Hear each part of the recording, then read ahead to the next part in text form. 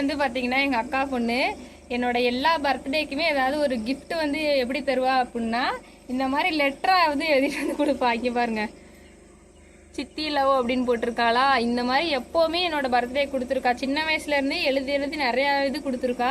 அது எல்லாத்தையுமே நான் வந்து எங்கள் வீட்டில் பத்திரமா சேர்த்து வச்சுருக்கேன். ஸோ இப்போ என்னோட பர்த்டேக்கும் வந்து என்னமோ எழுதி கொடுத்துருக்கா. பிரிக்கவா, பிரிச்சுங்கவா, பிரித்து இதில் என்ன எழுதியிருக்கான்னு பார்ப்போம். ஃபஸ்ட்டு வந்து பார்த்தீங்கன்னா ஒரு சார்ட் முன்னாடி வந்து பார்த்தீங்கன்னா இதில் சித்தி லவ் அப்படின்னு போட்டிருக்கு. உள்ளே இப்போ பிரித்து பார்ப்போம்.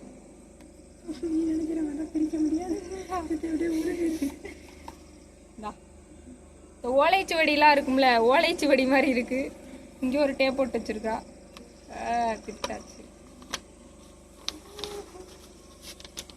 இதை நான் ஃபஸ்ட்டு படிச்சுட்டு உங்களுக்கு நான் வந்து இங்கே பாருங்க, இது எப்படினாலும் உங்களுக்கு தலைகீழாக தான் தெரியும். நான் வந்து படித்து காமிக்கிறேன்.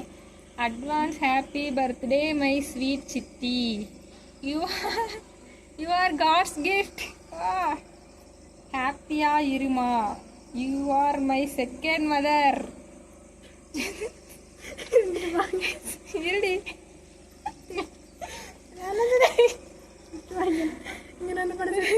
சும்மா சொல்லல, true. You are my carrying person in my life. Once again advance happy birthday சித்தி ஃபார் யுவர் டாட்டர்.